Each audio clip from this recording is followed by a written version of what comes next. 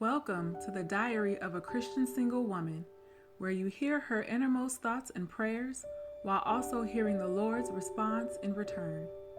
Sit back and relax, grab your journal and pen, pour you a cup of coffee or tea, and go on this journey to self-discovery and growth in the Lord. It's time to write. Dear Lord, this is the best time of my life having these conversations with you. I am definitely learning, growing, and understanding not only myself, but you in the things that you desire for me. I went from feeling a little defeated to feeling strengthened and encouraged in this journey. Knowing you have the best out there for me is so satisfying and allows me to have more patience and be more solid and sustained during this season in my life. For the first time, I can actually say that I am content. Selah. Pause. Think about that. Wow. I am content, God, but I am open. So whenever the man you have for me shows up, I'll be ready.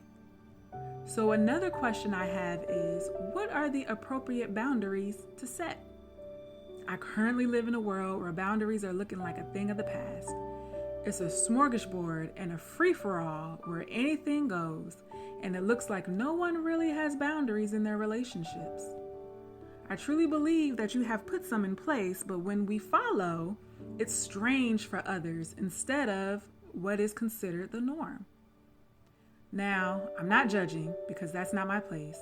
However, I know for me, I desire to do your will, and yes, I make mistakes, but the ultimate goal is to live like you desire me to live. So, last conversation, I met someone that I like and now know how to communicate with. The next thing is setting the appropriate boundaries when it comes to physical interaction with one another. I mean, come on, Lord, the man is fine, okay? So, intimacy in a relationship is important, but it's the right intimacy that should be cultivated before marriage and then deeper intimacy after marriage. So how do I ensure that I don't cross the lines in the quest of building intimacy with someone that I'm getting to know on a relationship level? One thing that I want to do is make sure that my boundaries are intact and solid so as not to fall into temptation and get myself in situations that I need you to get me out of. So Lord, what do I do? I love you, your daughter. Dear daughter, I'm so glad that you are in a place where you are content now. I know it can get hard when you have a desire that hasn't been accomplished yet, but remember, a desire accomplished is sweet to the soul. Since it is your desire to sit at my feet and learn from me, I know that this desire of yours is accomplished and it is sweet.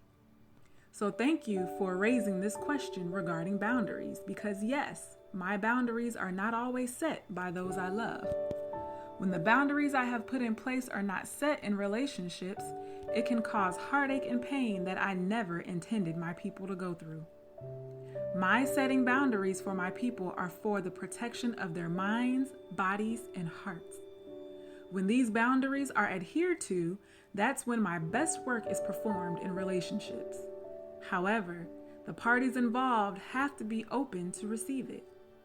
So here are a few places where boundaries are important to me, and they need to be set immediately upon courtship. Number 1, guard your heart, which also encompasses your emotions. Proverbs 4:23 says, "Above all else, guard your heart, for everything you do flows from it." It's imperative that you watch your emotions when embarking on a new courtship. It's so easy to get swept away in the idea of someone being the one, so you let your guard down and dive head first without giving a thought to protecting your emotions. When your emotions get swept away without a commitment, then your heart can be broken, and it could take you months or years to recuperate from. Don't allow your emotions to rule you, but you rule them. It's okay to feel the excitement and the thought of something new, but don't marry them in your head before a commitment is even made. This is also important with communication. You want to be open and honest, but be vigilant with the things that you share, taking care not to share all of yourself too soon, as that is reserved for the person that you marry. Stay steadfast in me, and I will nudge you when it's time to let your heart get fully involved. Number 2, the words you speak. It's imperative that you set boundaries on the way you speak to one another. There's nothing wrong with speaking encouraging and uplifting words, words that edify your soul and spirit. However, it is wrong to speak death, darkness, and destruction over one another's lives. There should be no abusive talk towards each other, and neither should there be explicit sexual talk with one another. As a budding couple, your words should bring life, and even in the midst of disagreement, they should be gracious. Proverbs 16:4 says, "Gracious words are like a honeycomb, sweetness to the soul and health to the body." In a nutshell, speak to one another the way I would speak to you. And lastly, sexual purity. This is a major one within courting couples. Because of the level of attraction you have for one another, it is easy to fall into the temptation of having sex.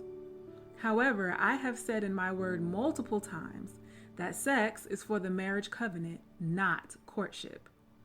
1 Thessalonians 4:3-5 says, "For this is the will of God, your sanctification, that you abstain from sexual immorality, that each one of you know how to control his own body in holiness and honor, not in the passion of lust like the Gentiles who do not know God." If you know me and you believe in my word, then this should be a boundary that you follow wholeheartedly. And if your potential spouse does not want to follow it with you, then he is not the one for you. Ultimately, it is my will that you protect your body in this way, so that when you enter a marriage covenant and become one with your spouse, that covenant will be blessed by me.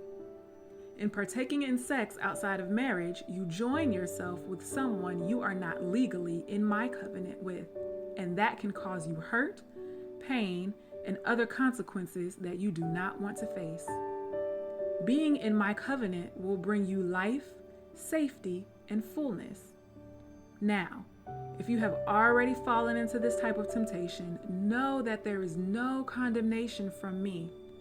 Dust yourself off, repent, and live life according to my standard. If you love me and trust in me, know that you do not have to be test driven before you get married. It is my will that you are more than satisfied in this area. Keep your body for me and me only until you are in the true covenant of marriage with your spouse. So, daughter, these are a few of the boundaries that you should adhere to. Of course, there are more, but that is where your discernment in knowing my word comes in. You'll be able to set the appropriate boundaries that you feel comfortable with in your relationship with my blessing. I love you, my daughter. God. Woo, ladies. Wow. Boundaries. Boundaries are always an interesting topic because most people don't have them or they do have them and they don't put them in place according to, the situation at hand and what they may be dealing with.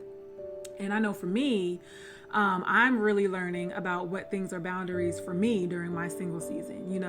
Are there things that I will and won't talk about? Are there places that I will and won't go? Are there people who I will and won't hang out with? What am I willing or not willing to tolerate? All of these questions have to do with boundaries and should be something that you ask yourself and then be solid in your own answers. A lot of the times people make it seem like having boundaries are like being in jail. Like they keep, people out, but they don't let anyone in. However, I believe that that's not the case. I think that having boundaries is freedom.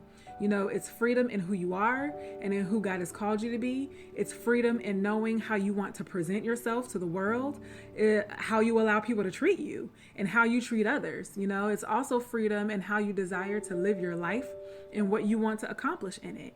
So boundaries don't always keep people out and push them away, but it lets them in a way that's comfortable for you and according to the principles of God. So think about it. God set a boundary for Adam and Eve in heaven regarding the tree of the knowledge of good and evil, right? He said in Genesis chapter 2, verse 17, "But of the tree of the knowledge of good and evil, thou shalt not eat of it, for in the day that thou eatest thereof, thou shalt surely die." So God had given them every single thing that they could ever want in the Garden of Eden. Everything. There was nothing that they lacked or needed in the garden. He just asked them not to cross this one boundary of his out of respect for him and his word. But we all know the rest of the story. So they crossed the boundary, and the consequences of them crossing this boundary have been playing out throughout all generations, including today and for those to come until Jesus returns. So boundaries are for the protection of you and the other person, and not to be seen as a hindrance. So ladies, once you have your boundaries in place, do not deviate from them. Hear me good. Do not deviate from them. Check with God first, of course, to make sure that they're legit, and then put them in place and don't waver. It should not be easy to get swept up in a good-looking guy who can sweet talk you right out of your clothes when you've set a boundary regarding abstinence until marriage. Be strong in your decisions and don't waver. And anyone who tries to test them or call you names for having them is absolutely not the one for you. The one for you will respect you and your boundaries, and prayerfully, he will have boundaries of his own. So thank you for listening to the Confessions of a Christian Single Woman podcast. Remember, ladies, that God loves you immensely. There are no boundaries or restrictions to his love. Always seek his face, hear his voice, and live his word out loud. If you have any questions that you would like to hear addressed on this podcast, or if you would like to submit a journal entry, you can email us at diary@confessionsofaChristianSingleWoman.com. Until next time, may the peace of the Lord go with you this week.